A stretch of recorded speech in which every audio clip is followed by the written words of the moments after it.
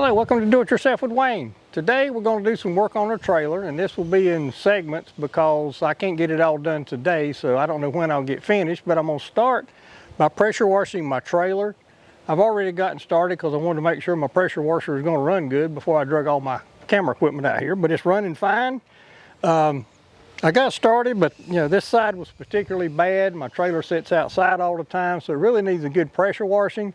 And then I'm going to seal the boards. I'll show you how I do that a little later. I can't do that today because the boards have got to dry real good. So anyway, let's do some pressure washing. At this point, I decided to take a little break from my pressure washing to show you my pressure washer. I don't think I've ever done a video about this. Maybe I should, but I've had it for probably 10 or 15 years, but it's a Generac brand. It has performed very well. When I brought it out here today and it hadn't been running probably 3 or 4 weeks, I pulled the choke, turned the switch on, pulled the cord one time, it fired up and ran, cut the choke off right quick, and it just smoothed out and ran great. It goes from, well, I don't know what the minimum is, but it goes up to 3100 PSI. It has a dial that you can go from low to high. On this application, I'm just running it on high because it's nothing that I'm really going to hurt. Now, if I was washing my cars or something, I'd probably run on the lower pressure just to keep from damaging things. So it's nice that it's got that adjustable pressure.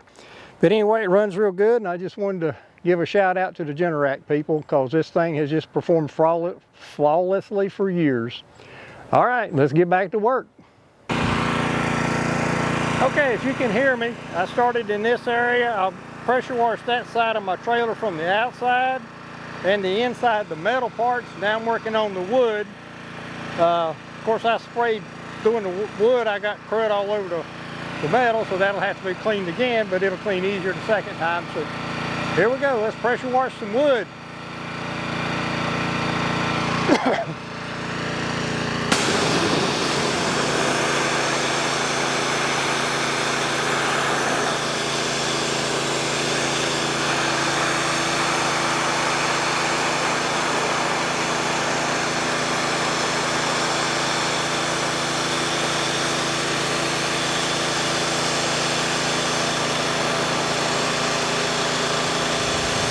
At this point, I wanted to show you what the floor looks like before and after, or before actually, and after. This part obviously has been pressure washed. And when I go back and forth, I'm trying to get into the grooves between the boards because there is a little bit of space there. And this space over here particularly has gotten filled up, or mostly filled up with crud.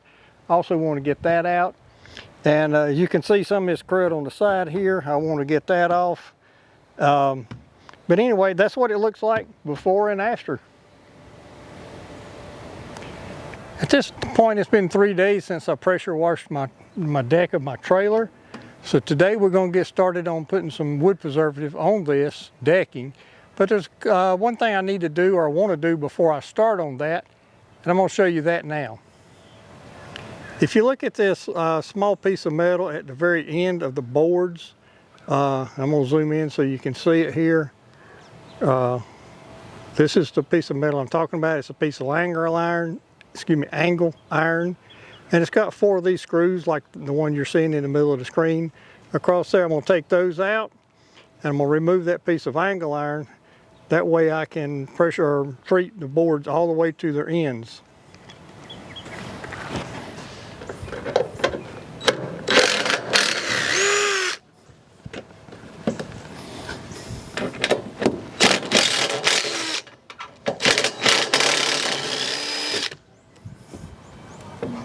They tend not to want to come all the way out, but they are threaded into metal underneath the trailer, so at least I'm getting them past that, and I can pull them up beyond after I get the screw unthreaded from underneath the trailer.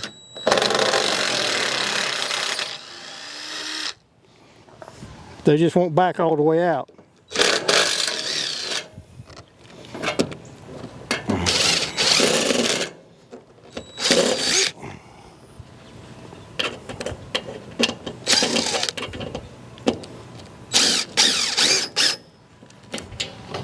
There we go. That gets that angle iron out. And now I can treat the boards all the way to the end. Should have done that before I pressure washed it, but I'm not going to come back and wet it again. I'll just brush that out some.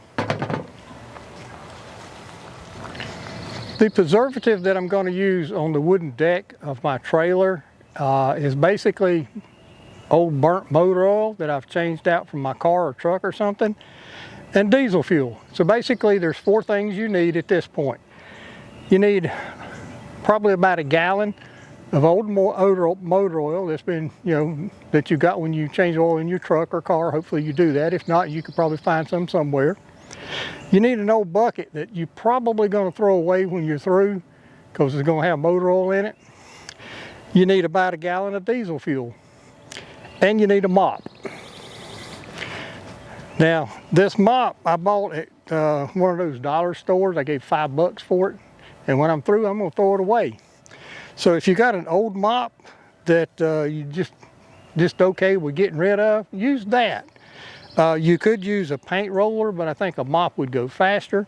So basically what I'm going to do, I'm going to put about a gallon of burnt motor oil in this bucket, and I'm going to put a little less than a gallon, maybe 3 quarts of diesel fuel in this bucket. I'm going to use this mop to stir it up, and I'm going to use this mop to basically mop the deck with that motor oil and diesel fuel combination. All right. Now let's mix this stuff up.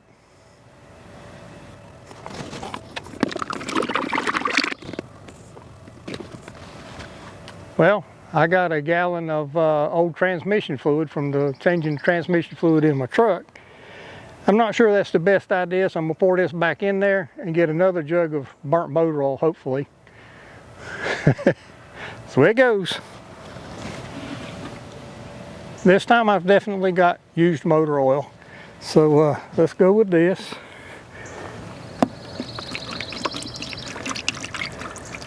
Whatever it came out of, it must not have been used too long because it's not real black, but it's still been used.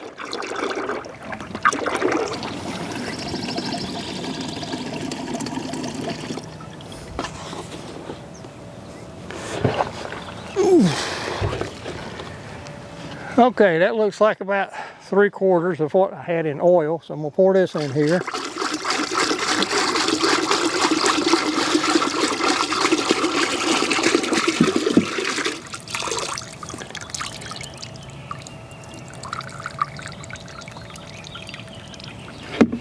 So there we go.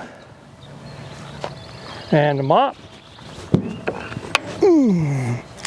Actually, I'm not going to put the mop in there until I get the bucket up on my trailer, just in case I spill it.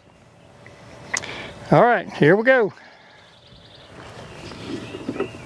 This bucket's been out in the sun way too long. It's already cracking a little bit, so I'm worried about it.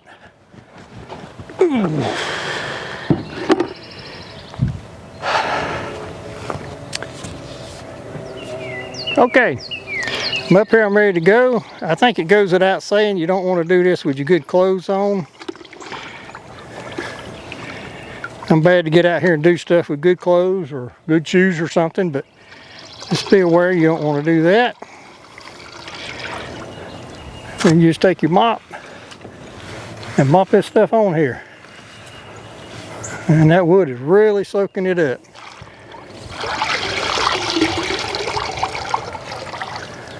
This trailer is probably 6 or 7 years old, and I've never done anything to preserve the wood.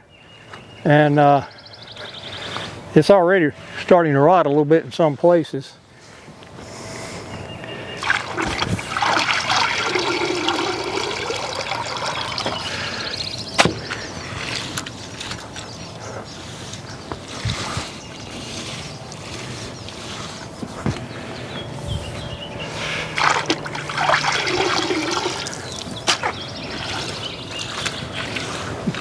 Now at this point, I did get my whole deck covered with one coat, but I am completely out of my oil and diesel fuel mixture.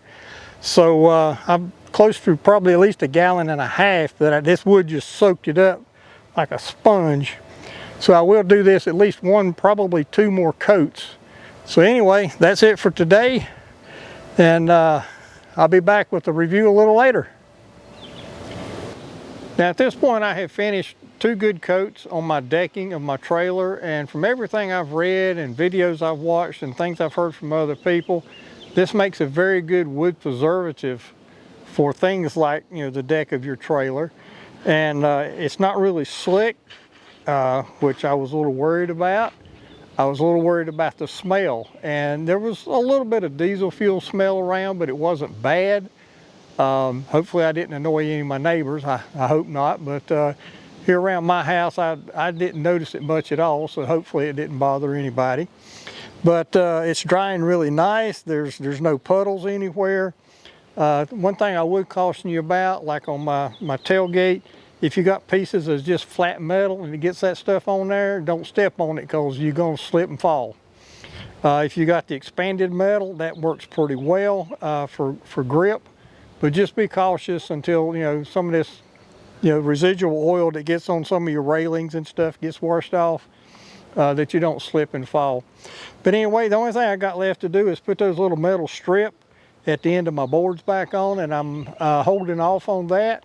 I got a future video I'll be doing about installing a winch up at the tongue of my trailer, and that strip that goes across the end of the boards up at the tongue will be integrated into the mounting of the winch. So look forward to that video. If you subscribe to my channel and click that little bell, you'll be notified when I do these videos. And so just, you know, be aware that that video is coming. I've also got a couple other upgrades that I hope to be doing in the near future.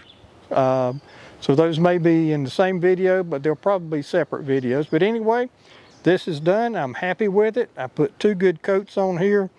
All total, I put over 3 gallons of oil and diesel fuel on this, and just walking on it, it's not slick. You may notice the white fuzz on it. That mop that I was using from the dollar store, there's a lot of fibers coming off of that thing, but I think in time all that'll just get gone. I put a picture up in the corner of what it looks like up close, but you know, that's the only thing that looks kind of weird. But anyway, that's it for preserving this deck on my trailer. If you're interested, the deck is 16 feet long, and, you know, so average width for a trailer like this. I don't remember exactly what it is, but you know, it's about normal. And I used something over 3 gallons between the 2 coats that I put on here. So anyway, that's it. And so at this point, I'd just like to thank you for visiting DIY with Wayne, and I hope you have a great day.